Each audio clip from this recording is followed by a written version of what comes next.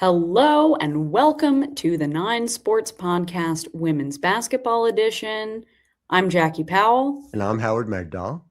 We are your hosts on this journey, and we are going to be bringing you high-level women's basketball analysis, news, and some nuanced level thinking, or maybe as Howard likes to say, some gray area type thinking. Oh, you took my line. It has been quite a week in the lead up to what is going to be a historic WNBA season that kicks off today. This episode is going to be about not just previewing what's to come about the season, with us talking about the annual general manager survey that the league released earlier this week, but we will be diving deep into what was an incredible career from Tina Charles as she announced her retirement this week. And then later for Court Vision, we are going to talk officiating, which once again is a hot button topic in 2026. So, Howard, we're going to start with number one at the nine, and we're going to begin with Tina Charles and her news this week. So I'm going to put you on the clock, and I'm going to get the gong ready as well. So you're ready? Oh, I'm ready. The retirement by Tina Charles was something that happened very much on her own terms. Tina was every bit a quality player in this league from the first minute she was here until her last minute with the Connecticut Sun as a vet. But when we think about what Tina was in this league, it is important to understand her in the broader context of being ahead of the curve, something I talked about in my Basketball Insider column at the Nine Sports this week. She was ahead of the curve on what a big needed to do shooting from the perimeter. She built that into her game.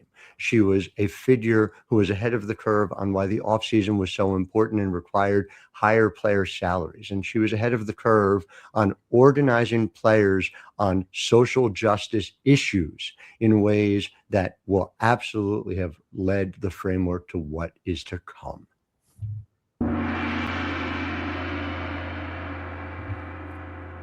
Well done. It's tough. She did so much. To get that in 60 seconds is hard. But I urge people to read the story as well. I had the privilege of covering Tina Charles through the overwhelming majority of her New York years and then on through the final few years of her career at different stops. I will miss the opportunity. I always learned from her. She challenged reporters to bring their A game. If they didn't, she would push back on questions. I love that. That forces us to be better. If you're not ready for that, then you're the problem as a reporter in that scenario. And when you were covering Tina during her prime, that was a very different media environment for the WNBA. It was very small. And so you talk about Tina being ahead of her time. It's like, well, here we're now in a period where the media environment, there's a bit more of a surplus, and that back and forth, that's what professional athletes do. That's what sort of creates the coverage that has defined sports for, what do you say, like hundreds of years? Absolutely. Certainly back before the live ball era in Major League Baseball, you can find examples of this coverage in early coverage of baseball in the first decades of the 20th century, and even on occasion back into the final decades of the 19th century. I mean, this has been the pattern for a very long time. But, to your larger point, I remember we would be at post-game press conferences, and there wouldn't be very many of us. And Bill Laimbeer, who liked to stir the pot, would say something. And he'd look around, because if this were the Knicks, there would have been back page story and the New York Post the following day. New York Post did not even have a women's sports reporter at that time. Now they have the great Madeline Kenny. But you look also at things that Tina would say, and it was the same idea. It was just this notion that people were shouting into the void. And so in that way, it almost feels like Tina was denied the opportunity to have the modern WNBA experience because she played at Madison Square Garden during a relatively fallow time when it came to media, during it came to a time that under previous ownership, and who even remembers who used to own the Liberty? I know that owner pretends he never did, but they would not invest in the team in a way that we are seeing Joe and Clara Usai do with the Liberty of today. And so by the time Tina had forcefully and successfully made the public case that they should be playing at Barclays Center, she had moved on to a next phase of her career where she had success in multiple stops, including, of course, in Atlanta and in Connecticut as well. So it really is one of these scenarios where the timing didn't quite line up. But as I write in the piece, the timing didn't quite line up, but as close as it is because of impact that Tina Charles had on this space. Yeah, I was actually reading I think it was a story in Anscape, and the writer spoke to Swin Cash, who was one of Tina Charles's close confidants. And I think Swin referred to Tina as like a little sister. And Swin referred to Tina, or she compared Tina to a Kareem Abdul-Jabbar and a Muhammad Ali as athletes that were always intersectional in how they use their platforms. And so to make this a little bit personal for me, when I started covering the WNBA, it was in Tina Charles's final season playing for the New York Liberty. And in that final season, I was really able to understand her intersectional platform. And that I experienced in a bunch of different ways. If it was going to a screening of one of the films that she directed, which was the one I saw was about her father, Ralston Charles, and his impact on calypso music in Brooklyn. Then Tina Charles also really cared, as Howard alluded to, about social justice. And I remember going to this panel that the Liberty sponsored where both Tina Charles and Tanisha Wright, who during this same year played her final season in the WNBA on that 2019 New York Liberty team, but the two of them were at this panel where the discussion was all about awareness when it comes to incarcerated women. And it was sort of talking about this idea of criminal justice reform. And so this was all happening before we had the George Floyd and Breonna Taylor movement that then dovetailed into what we saw in the 2020 bubble. Yeah. And then that other thing about Tina is the Hopi's Heart Foundation, right? And how much that became a part of her story. She donated her entire season salary multiple times to the Hopi's Heart Foundation. Her entire season salary on multiple occasions. I mean, just try and fathom that for a moment. It obviously speaks to, among other things, the fact that, well, she was living on her salary playing overseas and the inherent imbalances that have since been addressed. But yes, I mean, just to sort of put a capper on that point that you made, imagine the luck for me as a reporter getting to cover a locker room with Tina Charles and Tanisha Wright and Swin Cash in it. I learned an incredible amount about this league and on the court, and I learned an incredible amount about the world off of it as well. And it does break my heart that they're all retired, because those are voices that are badly needed. But I will also say we have not heard the last of those voices of any of the three. Yeah, and I think something to note before we play a clip about two of Tina Charles's colleagues talking about her retirement. I think an interesting point here is before we knew that Tina was going to retire, she was still involved in some of these CBA discussions. And it became quite clear to us pretty recently, following the agreement, that it was Tina who spoke out and said, hey, the one-time payouts to retired players, well, what if a former WNBA player has passed away? Mm-hmm. And this was in reference to, I believe, Tamar Braxton. Tamara Braxton, Tamar Tasha Braxton. Butts. I mean, there have been, sadly, a lot who we have lost way too soon. And so Tina sort of raised her hand and said, well, we need to make sure that that money can be transferred to their families. Yeah. And this was something that people on the PA side and on the league side weren't thinking about. Mm-hmm.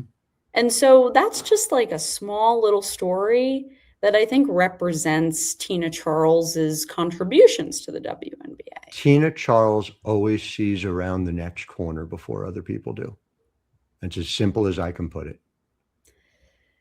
And I think she saw the writing on the wall when it came to her career and she, in her post, which I'll put that up briefly before we get to the clip on her colleagues. So in her post, she says, at some point, you have to edit your life. Not everything and not everyone is meant for the whole journey. Growth requires honesty. And for me, that meant recognizing when my impact was being called in a new direction. That's not failure, that's clarity. I'm at peace with this decision, aligned with what I'm being called to do next, making space for someone else to step in and grow the way I once did. That stood out the most to me in her announcement to retire. Yeah. Yeah. And again, thinking about things holistically is the way she operates. The way she operates in every facet of her life. Big things ahead for Tina Charles.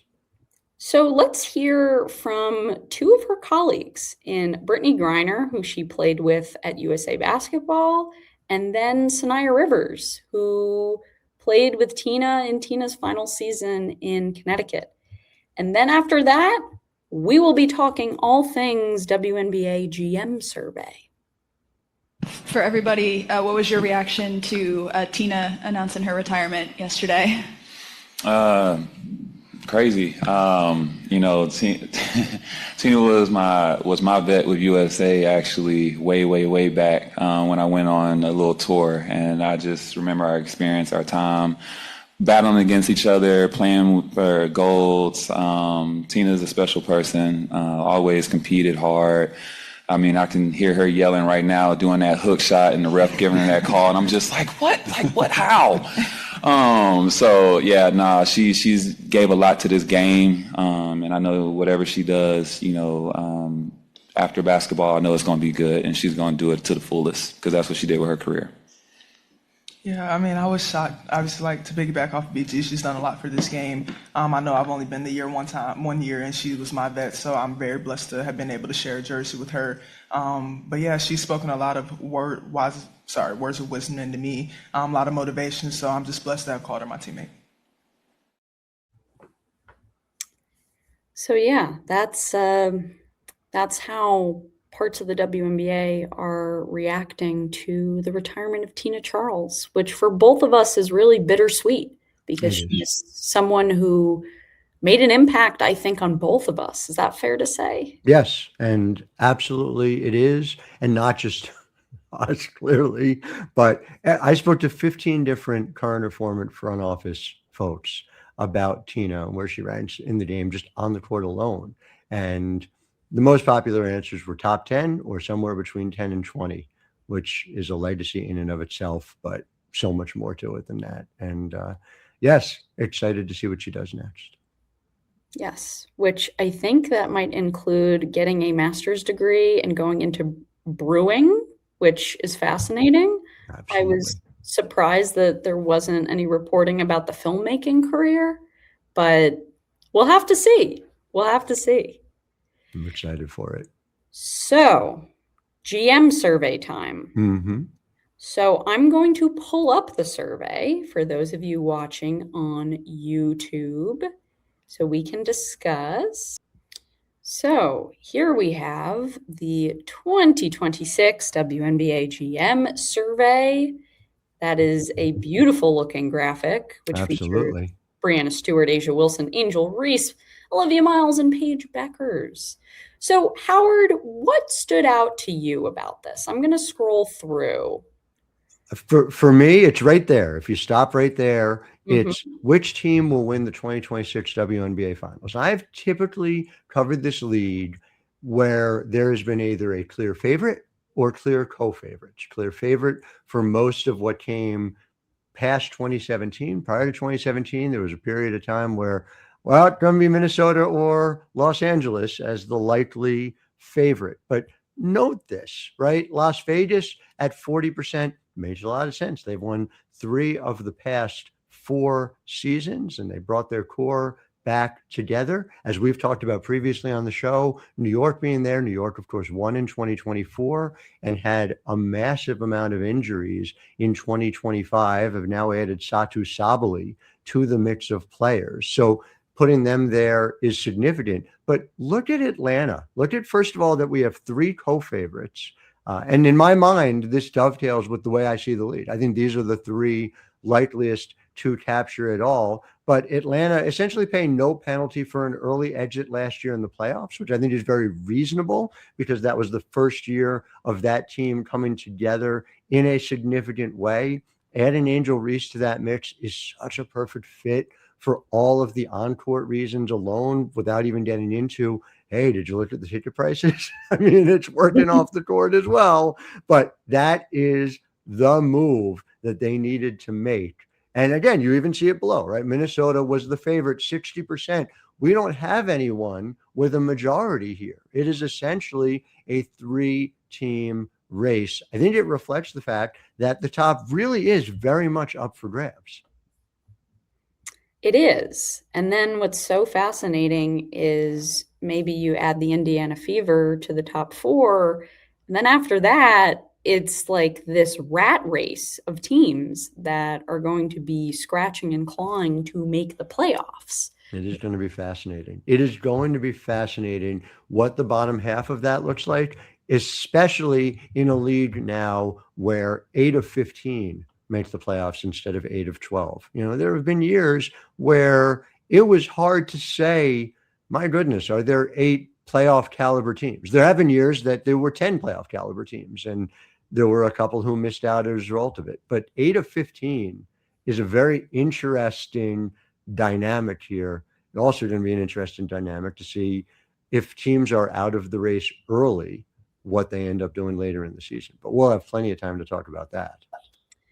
Does it mean we actually get a more full trade deadline? It's going to be fascinating. Is there actually going to be very robust trade deadline coverage? That's what about the fact that you're also going to have more teams that could be potentially looking ahead to 27? You're going to have more teams with potential options to take on salaries. You know, that was part of it. When you have 12 teams and a hard cap and salaries are pretty low and pretty standardized, you don't have a league set of rules that is conducive to movement. Everything that's been done here, from expanding out to 15 to some of the greater disparity between top and bottom of the league salaries, it all favors the opportunity for teams to make more moves. So I want to move to the coaching part of the GM survey. So right now you can see which new or relocated head coach will make the biggest impact on his or her team. That is quite a resounding number there for Toronto Tempo head coach Sandy Brondello, 71%. Boy, it's not fair to Chris DeMarco, but he's going to be compared all season to Sandy Brondello in terms of results, in terms of player cohesion, in terms of how the team looks. New York Liberty got off to a 9-0 start last year under Sandy. And then if Toronto overachieves, it's going to be even louder. It's going to be a fascinating duality. And I wrote about this at the time that it happened, which is to say there are, and you've reported so well about this, there were a million different reasons why that move happened, and Sandy is no longer the head coach of the New York Liberty. But boy, that's a big swing to take, in my view, you can't call her anything beyond a top 5 coach in the history of this league. And I think you can make an argument top 3 if you go in terms of overall legacy, accomplishment, wins, titles, etc. But to make the decision to move on from a coach with that kind of pedigree is a big swing. But everything's a big swing in New York right now. That is very true. And so then when we go to who is the best assistant coach in the WNBA, so it seems like there was a consensus that Eric Tebow, who was a head coach in the WNBA, he earned the most votes from executives around the league. And that was followed by a tie from 2 former players in Christy Tolliver and Breon January. We've spoken a whole lot about how there need to be more head coaches in this league that were former players. But it's not about just giving someone a job because of them being a former player. It's about making sure that that person is set up for success. That's which true. was a discussion that Howard, you and I had multiple times during the latest coaching carousel period. And so then what's interesting is we look at who is also receiving votes. You have Sandy Brondello's other half in Olaf Lang receiving some votes.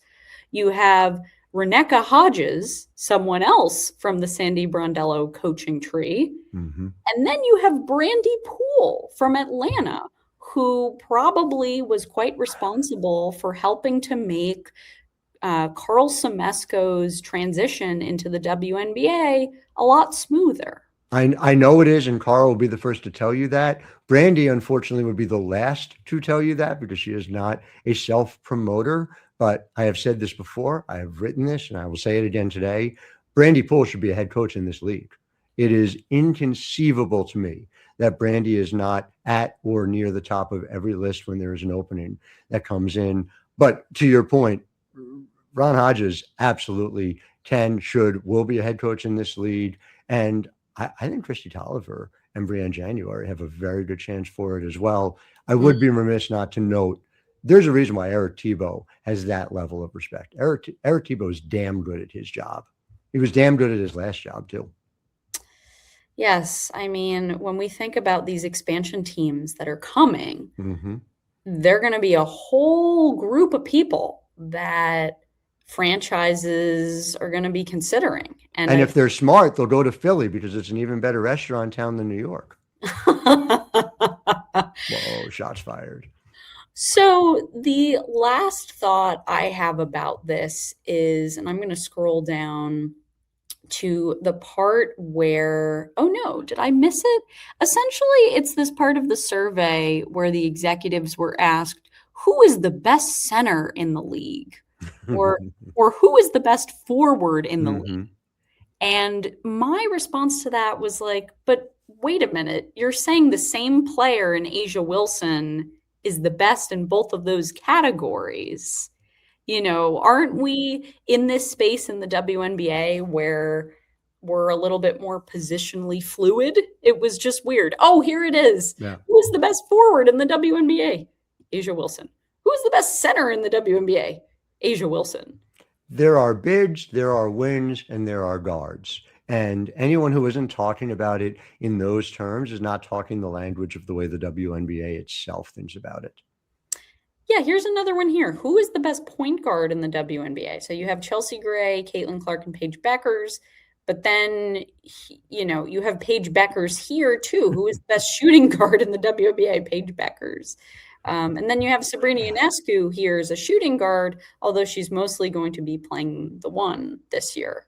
Would you call Caitlin, like if you had to call her a point guard or a shooting guard, we'd call her a point guard, right? Yes. But it's close. It's closer than like Paige is clearly a point guard. Like we just finished saying that these distinctions have no meaning, but like she's not a shooting guard. Like is Paige going to play off the ball regularly, even in lineups with AZ and Arike? I don't think so. I mean, maybe. I don't know. I don't know. But that goes to, what was that question? It was like one of the most interesting to watch. I think Dallas was at the top of the list. Yes. Like, I am so fascinated. I am a big believer in Jose Fernandez. I think Dallas did some fascinating things this offseason. I don't know exactly how it's all going to fit, but that's part of the intrigue, right? That's going to be the most interesting thing to me. Yeah, I think you got to put Atlanta ahead of Dallas, but it's close. Kurt Miller had a good offseason. He did. He did. Yeah. I mean, he took half of Cheryl Reeve's 2025 front court. He did, and that team did very well. Yes, that team did do very well. They're going to play 3 guards on a regular basis. I want to know, when I'm thinking of like my metric for the upcoming season, it's not a fancy one. It's not a synergy one. I want to know, when I go back and do that search on stats.wnba.com for 3-player lineups, how much of the time the 3-player lineup features Arike, AZ, and Paige. And then related, I want to know what their net rating is. So these are the things that keep me up at night. I just wonder, is the idea that you play Paige like a point wing because she's so big and long? It's possible. She's remarkably versatile. There's a reason why everyone said, what was it, 33% said Paige would be the player they'd start with. And again, this goes back to, this is sort of a long-standing conversation. Paige versus Caitlin, for all the conversation that people like to have about Caitlin versus Angel, which is stupid for lots of reasons, and some of them pernicious on top of being stupid. Paige and Caitlin, to me, these 2 ball-dominant guards who came into college the same year, who are now young players facing one another in the pros as well, and seeing the way in which their arc continues to develop. I can't wait. I mean, in theory, if they can stay healthy, this should be something we get to talk about and ends up being a debate for the next 50 years. That's what's on the table here. I think what's most interesting to me about this part of the survey is how much there's a bit of a balance here. Like last year, it was Caitlin Clark, 50%. And so, yeah, she doesn't really play a lot in her sophomore season. But I mean, I don't know. I sort of had a feeling that Paige would be who she was. You know what I'm saying? So it just, I guess, is this a correction of last year's survey? Here's what I'll say. I asked the question a year ago. I think I talked to 12 front office members to say, if injuries were not an issue, and with that caveat, if injuries are not an issue, who are you starting your team with, Paige or Caitlin, who was 6'6" between the 2 of them? And what's happened since then? Well, Caitlin had a season with 13 games in it. And so seeing that change doesn't seem ridiculous to me, but it's also subject to change on the other side of it. You know, Caitlin comes back healthy and has a huge year and is processed. I mean, part of it is Caitlin's such a student of the game. Now we get to see what Caitlin does, hopefully healthy and having watched a lot to be able to incorporate into her game. I can't wait to see that either. I don't know if you can. I'm slightly excited that the season's about to start. I'm just like slightly excited about this. I mean, I have a lot of questions about that Fever backcourt and how defensively everything is going to work. But to be quite honest, that could be a whole other show. I think we've got to transition into court vision because I think this is a storyline that we're going to be talking about a lot. Hence why we're saying, like, this is something to watch out for. So this is the talking stanchion in the State Farm commercials with Caitlin Clark? Is that the important subject we decided on? No, Howard, it's officiating. Oh yeah, I guess that'll matter too. But you guys, when you see that ad, it's going to be, we'll see. Maybe we'll run it next week, but you'll see it everywhere. It's a talking stanchion in Caitlin Clark. I've never seen anything like it. But yes, officiating, more important. So there were league-wide media calls this week, and Cheryl Reeve was on one of them with 2 of her players, and Courtney Williams and Olivia Miles. And so, rightfully so, after Cheryl Reeve really dropped the mic about officiating last season and during the playoffs, she was asked, okay, what do you think it's going to look like this season? What type of changes are you anticipating? And here's what she had to say, and then we'll come back and we'll contextualize that with some reporting we have gathered. I think that was a collectively bargained issue, if I'm not mistaken. Did y'all talk about that? What you're getting fined, or we just make it up on our own? We just added that. Yeah, That y'all was just fine made that print. up. Y'all didn't read. Y'all made that up. I think what I'm excited about is that there is an understanding that how our game has looked the last 2 years is not how we want it going forward. And so while they were hard at work on the collective bargaining agreement, we were hard at work on the state of the game. And there was a lot of stakeholders involved in this. And it may take us a little while to really calibrate and get where we want to be. We've seen a lot of fouls being called. What we've committed to as the sort of the stewards of the game, that we know that players are smart and they'll adjust. We're working really hard because we don't want the level of physicality that we've seen in our game. And so I'm confident that the game is going to therefore be more fluid, freedom of movement. We play beautiful basketball in the WNBA. We got to make sure that it's not marred with unnecessary physical contact. I am shocked to hear that Cheryl Reeve was concerned about officiating. This is the first we're hearing of this, right? Listen, I will just say I want to let you speak on it for an extended period of time. I'm just saying what Cheryl said is generally where the league is. I've written about this last year, that the league felt as if the physicality had gotten too intense and it will be more interesting to watch. The idea that there's a single silver bullet solution to it, and I think Cheryl really dove into the, trademark violation, gray area of it when she did so. But the Atlantic has a story from Tim Alberta today about Adam Silver and the league as a whole. And his primary complaint, as somebody who grew up a Detroit Pistons fan, is the NBA has overly de-emphasized defense in favor of more of a free-flowing game and taken away from it. So you're never going to satisfy everyone. But I guess I would argue it's probably more important to conform to a league that best looks like how Cheryl Reeve thinks it should than Tim Alberta, with apologies to Tim. Right. I mean, I think also part of this was because of how there were some pretty serious injuries that came as a result of this intense physicality. Yeah, the physicality are among them. And absolutely. I think that really brought this to the forefront. And these were a series of conversations, which Cheryl alluded to, that were being held by the newly created the State of the Game Council, which is something that Kathy Engelbert told us all about on draft night. And its position is it's been created to address the physicality of the game and just officiating standards in general, so that there is a general forum and there are institutional practices on how to achieve some of these changes that GMs and coaches have been clamoring for years. And so we're seeing some of that in real time. Yeah. I mean, there was a famous comment, or not famous, but a well seen on the internet comment from AZ Fudd, where she was like, I was confused. I thought the WNBA was supposed to be more physical.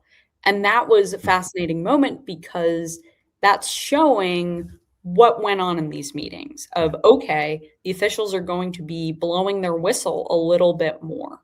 And so there was a preseason game between the Connecticut Sun and the New York Liberty where the Liberty took, I think, 20 free throws, which, again, we talk about this gray area. Mm-hmm. It's going to look a little clunky to There's going to be adjustment time. Yeah. And then there are more stops and starts. You take away the physicality from whistles, especially early on, you're going to see more stops and starts along the way. You know who would have absolutely loved these new rules with better freedom of movement? Tina Charles. She'd have been very happy about that, because that is absolutely how they played her in the mid-20 teens. That was that Indiana-New York series at Madison Square Garden that Tamika Catchings and Marissa Coleman prevailed in. That was a physical series. I mean, I really wonder what the Phoenix Mercury are going to look like, because essentially how they were able to get to the finals was they mucked everything up, and it was Alyssa Thomas out physicaled a bunch of her opponents. The only thing I'll say about that is Nate Tibbetts has figured things out as he's gone. I remember when Nate was hired, and we've talked about this at the time, there's a reason to reserve judgment and see where you end up. But I had several people early on, longtime veterans of the league, say he knows what he's doing. He's really impressing me. Mm-hmm. And so Me I think too. he'll figure out a way to adjust. But again, to your point, it will be an adjustment. That's for sure. Oh, Nate Tibbetts is absolutely going to adjust. Yeah. My whole thing is when your team is built around Alyssa Thomas, it's just going to be interesting. And It's a different thing. especially, I mean, does that mean that Kalia Copper essentially will have the best season of her career? That's possible. All these things are possible. Everything's possible, which is the season starts tonight. We did it. We got all the way through. We got through that off season easily, right? That was nice and fast. You all see the bags under my eyes? No. I got a sty in my eye from all the work. We're here. We're here. I'm so excited about it. To all of our listeners, thank you for making us part of your week.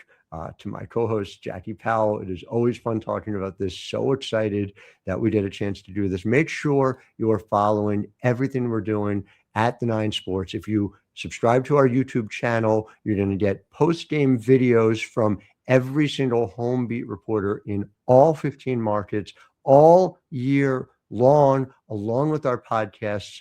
Make sure you're following us on social, and it'll be in the show notes. Go read every one of our season previews. We have 15 of them to reflect the 15 teams from the beat reporters who are going to take you through these stories. Until then, I am Howard Megdal. And I'm Jackie Powell. Wishing all of you a happy 30th.